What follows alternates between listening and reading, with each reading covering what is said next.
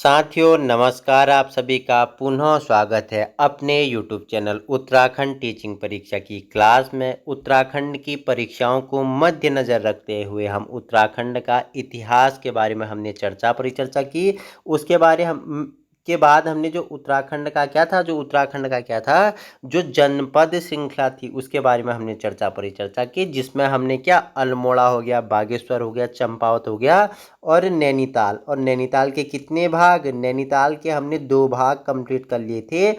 आज हम भाग नंबर तीसरे के बारे में क्या करने वाले हैं, चर्चा परिचर्चा करेंगे। हमने नैनीताल का इतिहास हमने चर्चा परिचर्चा की, हमने यहाँ का जो भौगोलिक स्थिति है, ठीक है, किस प्रकार का भूगोल है नैनीताल का, ठीक है, यहाँ का जो एडमिनिस्ट्रेशन है, यहाँ का जो प्रशासन है उसके बारे में, यहाँ की जो साक्षरता दर है, ठीक है, नैनीताल जनपद का जो ड्रेनेज सिस्टम है, जो रिवर है, नदियाँ हैं, ठीक है, यहाँ के जो लेक्स हैं, जो हमने झीलों के बारे में हमने भीमताल हो गया, नौकुचिया ताल हो गया, ठीक है, सात ताल हो गया, नल दमयंती ताल हो गया, खुरपा ताल हो गया, इन सभी के बारे में। और उसी के साथ साथ हमने नैनीताल के जो दर्रे हैं, हमने याचल किला दर्रा हो गया, ठीक है, हमने चौकी कहाट दर्रा हो गया, चोर गलिया हो गया, बमोरी दर्रा हो गया। और यहीं के बाद हमने जो नैनीताल में क्या आपके औद्योगिक क्षेत्र थे, ठीक है, जो उन और उसके बाद जो वन्यजीव बिहार संरक्षण अधिनियम था उसके बारे में भी चर्चा परिचर्चा की थी। उसके बाद जो हमने आपको अंतिम में जहां हमारा दूसरा पार्ट हमने समाप्त किया था, हमने नैनीताल के जो राष्ट्रीय उद्यान था यहाँ हमारा क्या हुआ था, दूसरा भाग हमने यहाँ तक कर लिया था। आज हम चर्चा परिचर्चा करेंगे नैनीताल का जो क्या है राष्ट्रीय उद्यान है, उसमें हमने जानना था किसके बारे में, कार्बेट नेशनल पार्क, जिसे जिम कार्बेट नेशनल पार्क के बारे में, क्योंकि महत्वपूर्ण है, एशिया का पहला ये नेशनल पार्क है, ठीक है, एशिया का जो पहला राष्ट्रीय उद्यान है उसका नाम ही क्या है, जिम कॉर्बेट राष्ट्रीय उद्यान है। 1936 में इसकी स्थापना होती है, ठीक है, कहाँ, नैनीताल में है, ठीक है, किन किन जनपदों में ये फैला हुआ है, ठीक है, इसका विस्तार आप मुझे बताना। 1936 में इसकी स्थापना होती है, जब इसका नाम क्या था, तब इसका नाम हैली नेशनल पार्क था, ठीक है। बीच में 1943 में इसका नाम क्या हुआ, रामगंगा राष्ट्रीय उद्यान भी हुआ, फिर 1957 में इसका नाम क्या कर दिया, जिम कार्बेट नेशनल पार्क कर दिया। आइए चर्चा परिचर्चा करेंगे, जितना महत्वपूर्ण फैक्ट होगा उनके बारे में जानेंगे। आगामी सभी परीक्षाओं की दृष्टि से क्या होगा, UK triple SC and PSC की दृष्टि से क्या होगा सर, महत्वपूर्ण होगा। बाकी सर इसकी पीडीएफ कहाँ, यूके टीचिंग परीक्षा के टेलीग्राम ग्रुप में आपको अवेलेबल हो जाएगी, ठीक है। तो Corbett National Park, Jim Corbett National Park इसका पूरा नाम है, जिम कार्बेट राष्ट्रीय उद्यान, जिसकी स्थापना कब होती है, 1936 में इसकी स्थापना होती है। तब इसे किस नाम से, हैली नेशनल पार्क, लिखो मेरे साथ, Hailey National Park, national park के नाम से जाना जाता था, ठीक है। देश का और एशिया का ये क्या था सर, पहला राष्ट्रीय उद्यान था, देश का और एशिया का क्या है, ये पहला राष्ट्रीय उद्यान है। और स्वतंत्रता के बाद कार्बेट नेशनल पार्क का नाम रामगंगा नेशनल पार्क रखा गया, यानी स्वतंत्रता के बाद, स्वतंत्रता मिली 1947 को, लेकिन इसका नाम 1943 से के बाद ही रामगंगा, क्योंकि ये रामगंगा नदी के तट पे है, तो इसका नाम क्या कर दिया गया, रामगंगा राष्ट्रीय उद्यान कर दिया गया था, ठीक है। उसके बाद 1957 में प्रकृति प्रेमी जिम कार्बेट के नाम पर इस उद्यान का नाम क्या रख दिया गया, जिम कार्बेट राष्ट्रीय उद्यान रख दिया गया था, ठीक है। कितना इसका क्षेत्रफल है, तो 520 वर्ग किलोमीटर में यह फैला हुआ है, नैनीताल और पौड़ी में, ठीक है, नैनीताल और पौड़ी में यह क्या है, फैला हुआ है। कार्बेट नेशनल पार्क का सर्वाधिक क्षेत्रफल कहाँ है सर, पौड़ी में है, ठीक है। कितना, 520 वर्ग किलोमीटर में आपका जिम कार्बेट नेशनल पार्क, 2 जनपदों में नैनीताल और पौड़ी में फैला हुआ है, लेकिन इसका जो अधिक भाग है वो कहाँ है, पौड़ी में है, ठीक है। वहीं सर कार्बेट नेशनल पार्क का प्रवेश द्वार किसे, ढिकाला को कहा जाता है, जो नैनीताल में है, ठीक है। जो जिम कार्बेट नेशनल पार्क है इसका जो प्रवेश द्वार है, ठीक है, प्रवेश द्वार कहाँ, ढिकाला, ठीक है, ढी काला में इसका क्या है, प्रवेश द्वार है, ठीक है। वहीं देखो कार्बेट नेशनल पार्क के मध्य में क्या, पाटली दून स्थित है, और कार्बेट नेशनल पार्क में नवंबर 1973 को देश का पहला से टाइगर रिजर्व बना दिया गया। इम्पोर्टेंट फैक्ट है, स्टार लगा लेना है, ठीक है। देखो हमने बताया प्रवेश द्वार कहाँ, नैनीताल ढिकाला में है, ठीक है।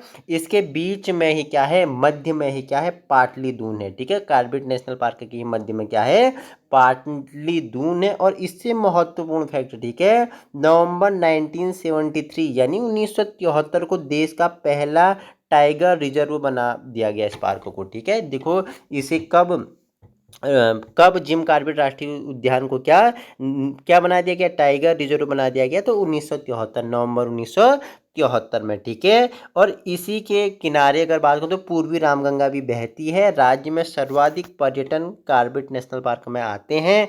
इसके बाद राजा जी नेशनल पार्क और फूलों की घाटी में आते हैं। सबसे अधिक पर्यटन कहाँ आते हैं, यहीं कॉर्बेट में आते हैं। आपने देखा होगा कि यहाँ पर्यटक आते हैं और सफारी में, ठीक है, जिम कॉर्बेट की जो घूमते किस में है, सफारी में घूमते हैं। आपने भी अगर रामनगर एरिया, आप अगर गर्जिया देवी होते हुए आपने गर्जिया देवी देखा होगा, आप उस मंदिर तो गए ही होगे। ठीक है, तो आपने वहाँ देखा होगा कि सड़कों में सफारी, जो जिम कॉर्बेट वाला एरिया है वहाँ सफारी लगी है। तो उसी सफारी में पर्यटक आके क्या करते हैं, जिम कॉर्बेट में घूमते हैं। यहाँ के जो पशु हैं, ठीक है, जो बाघ, यहाँ का जो बाघ है, ठीक है, जो वही प्रमुख है। ठीक है, उस आकर्षण बना रहता है। ठीक है, तो उसको देखने के लिए यहाँ पर्यटकों की भारी भीड़ लगी रहती है। ठीक है, तो सर्वाधिक पर्यटक आते हैं। उसके बाद कहाँ आते हैं, राजा जी नेशनल पार्क, उसके बाद फूलों की घाटी में। ठीक है, अप्रैल 2012 में कॉर्बेट नेशनल पार्क के चारों तरफ 500 मीटर तक के दायरे को साइलेंस जोन क्या कर दिया गया, घोषित कर दिया गया। ठीक है सर, अप्रैल याद रखना,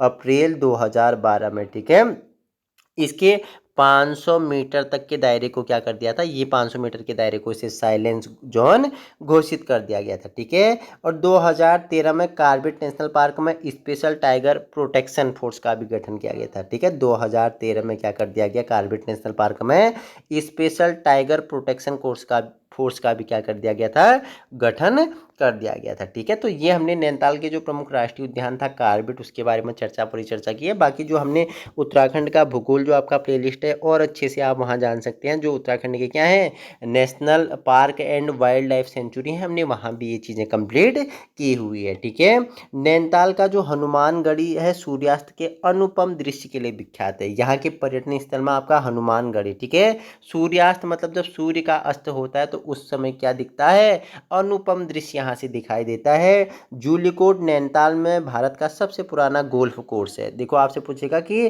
भारत का सबसे पुराना गोल्फ कोर्स उत्तराखंड के किस जनपद में है, तो नैनीताल में क्या है, उत्तराखंड का सबसे पुराना जूलीकोट में क्या है, गोल्फ कोर्स है।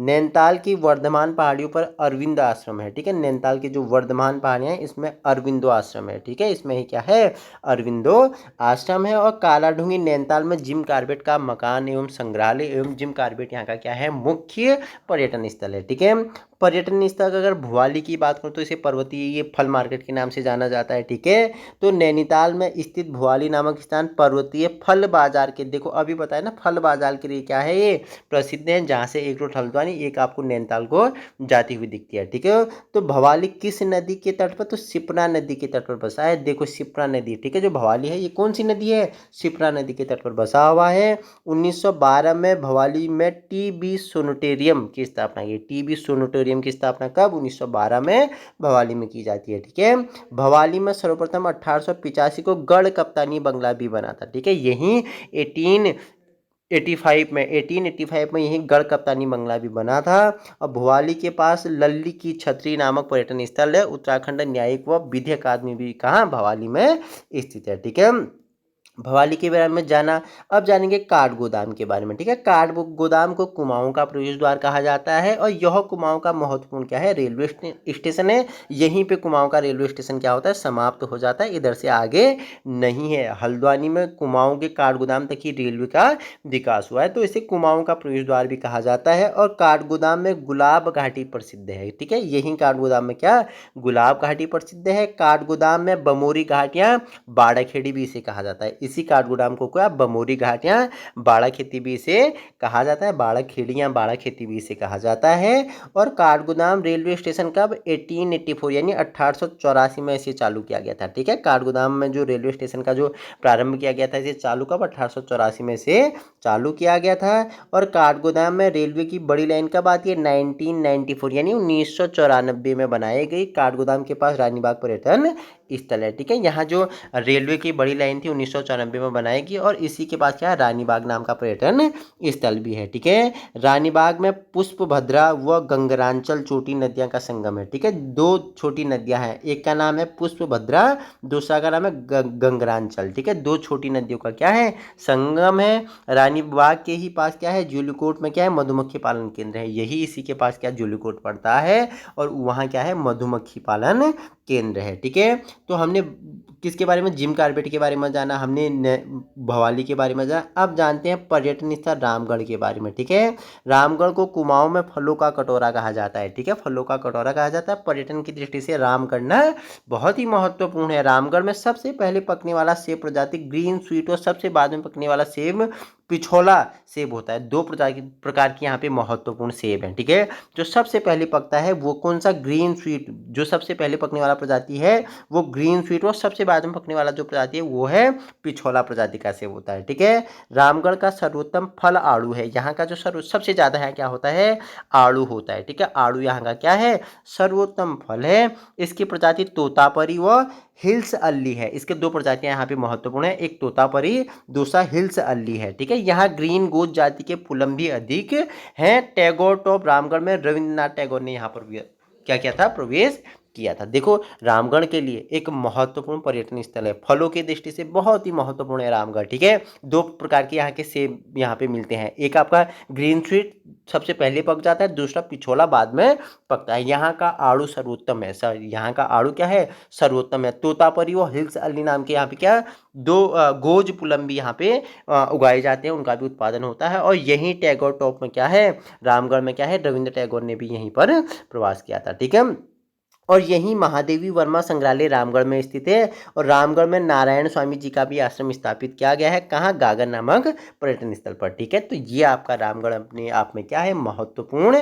है। और भी इससे महत्वपूर्ण चीज़ें हैं, अगर आप जानना चाहो तो आप मुझे कमेंट करना, हम नेक्स्ट वीडियो में और अधिक खाली हम रामगढ़ के बारे में परिचर्चा करेंगे। ठीक है, जो उत्तराखंड के डिस्ट्रिक्ट में महत्वपूर्ण क्षेत्र हैं पर्यटन की दृष्टि से, हम उन्हीं के जैसे कौसानी ले लेंगे, मसूरी ले लेंगे। ठीक है, हम रानीखेत ले लेंगे, हम रामगढ़ ले लेंगे। ठीक है, इन महत्वपूर्ण जो पर्यटक क्षेत्र है उन्हीं के बारे में हम परिचर्चा करेंगे, उनका पूरा इतिहास, हिस्ट्री, पॉलिटिकल साइंस, ज्योग्राफी, ठीक है, उन सभी के बारे में जितना आपके लिए महत्वपूर्ण होगा, अगर आप इंटरेस्ट रखते हो तो मुझे कमेंट कर देना, मैं उनके बारे में आपके लिए लेके आऊँगा। ठीक है, अब देखो रामनगर की बात करेंगे, पर्यटन स्थल रामनगर की बात कर लेते हैं। रामनगर को 1850, ठीक है, 1850 में कमिश्नर रैमजे ने बसाया था।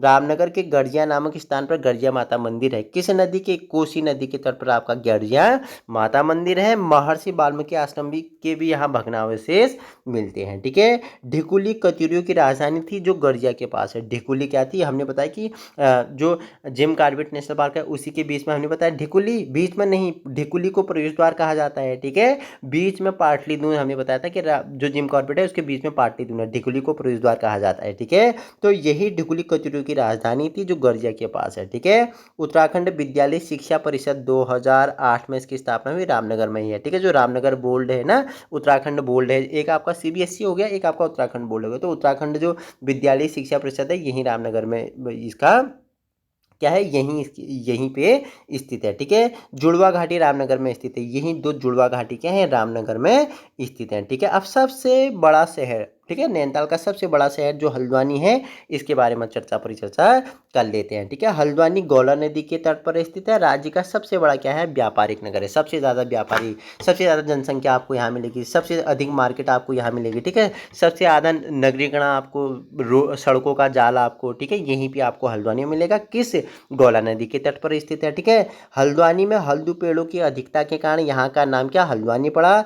हल्द्वानी का प्राचीन नाम क्या था, बमोरी है। ठीक है, इसका प्राचीन नाम क्या था, बमोरी था। आधुनिक हल्द्वानी का निर्माण 1834 में विलियम ट्रेन ने किया था। ट्रेन ने हल्द्वानी शहर में अपने लिए बंगला बनाया था जिसे खाम का बंगला कहा जाता है। हल्द्वानी, अगर आधुनिक हल्द्वानी की बात करूँ तो 1834 में विलियम ट्रेन ने किया था और हल्द्वानी शहर को अपने लिए इन्होंने एक बंगला बनाया था जिसे खाम का बंगला कहा जाता है। ठीक है, 1901 में हल्द्वानी में आर्य समाज भवन और 1902 में सनातन धर्म सभा का भी निर्माण हुआ था। 1901 में क्या, आर्य समाज भवन, और 1902 में सनातन धर्म सभा का भी यहाँ निर्माण हुआ था। हल्द्वानी में नहरें बनाने का काम कमिश्नर रैमजे ने ही किया था। ठीक है, अप्रैल 1884 को पहली रेलगाड़ी लखनऊ से हल्द्वानी पहुंची और 1 सितंबर 1966 को हल्द्वानी नगर पालिका घोषित किया गया। सर हमने क्या बताया, अप्रैल 1884 को पहली रेलगाड़ी लखनऊ से हल्द्वानी पहुंचती है। ठीक है, इंपोर्टेंट फैक्ट है। और 1 सितंबर 1966 को हल्द्वानी को क्या नगर पालिका घोषित किया गया था। और 2011 को हल्द्वानी को नगर निगम बनाया गया और हल्द्वानी राज्य का तीसरा बड़ा क्या है, नगर निगम है। ठीक है, नाहन पर्वत श्रृंखला हल्द्वानी में स्थित है। आपसे पूछेगा निम्नलिखित में से उत्तराखंड के किस क्षेत्र में नाहन पर्वत श्रृंखलाएं स्थित है। इंपोर्टेंट स्टार लगा लेना। तो नाहन पर्वत श्रृंखलाएं श्रेणी जो कहाँ है, हल्द्वानी में है। और डाको सुल्ताना कुआं कहाँ है, हल्द्वानी में स्थित है। ठीक है, अब जानेंगे हल्द्वानी के जो प्रमुख संस्थान है। राज्य में प्रथम दुग्ध डेयरी संघ की स्थापना कहाँ, हल्द्वानी में की गई। कब, 1949 में हुई थी, जिसे स्टेट कैंसर इंस्टीट्यूट हल्द्वानी में ही प्रस्तावित है।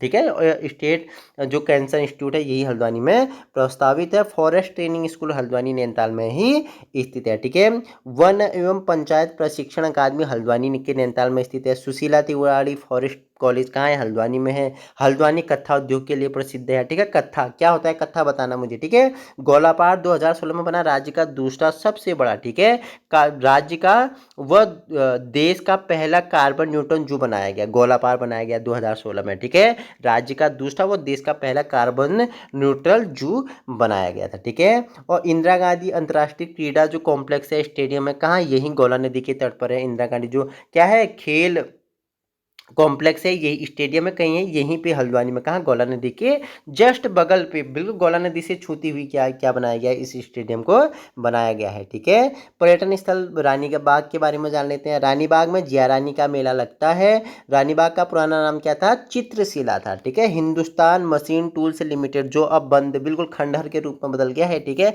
अगर आप हल्द्वानी से मेरे वीडियो को देखते हैं तो आप देखते हैं ना, जब रानी बाग से कारगोदाम से ऊपर जाते हैं रानी बाग में आपको दिखता है जो HMT यानी हिंदुस्तान मशीन टूल्स की जो कंपनी थी, अब पूरी तरह खंडर में क्या हो गया, बदल गया है। ठीक है, शीतला माता का मंदिर भी कहाँ है, रानी बाग में स्थित है। यहाँ मार्कंडेय ऋषि ने क्या की थी, तपस्या की थी, उस कारण यहाँ उनकी क्या है, तपस्थली है। ठीक है, अब जानेंगे जो नैनीताल के जो प्रसिद्ध मंदिर हैं इनके बारे में हम चर्चा परिचर्चा करेंगे, मंदिरों के बारे में जानेंगे। और उसके बाद हम यहाँ के जो क्या है, शिक्षा समाचार पत्र हैं, ठीक है, उसके बाद जो परिवहन सेवाएं हैं उसके बारे में भी हम चर्चा परिचर्चा करेंगे। लेकिन आज नहीं, अब इससे हम क्या करेंगे, नेक्स्ट वीडियो में हम चर्चा परिचर्चा करेंगे। देखो आप भी बोर होते हो, इसलिए छोटी छोटी वीडियो में आपके लिए 20 मिनट तक की वीडियो आपके लिए बिल्कुल क्या है, इनफ है। अगर आप मन लगा के इन 20 मिनट तक के वीडियो को देख लेते तो आप बहुत अच्छी क्या कर सकते हैं, अपनी तैयारी कर सकते हैं। ठीक है, हम अब नेक्स्ट वीडियो में चर्चा परिचर्चा कहाँ से, नैनीताल के जो प्रसिद्ध मंदिर है यहाँ से करेंगे।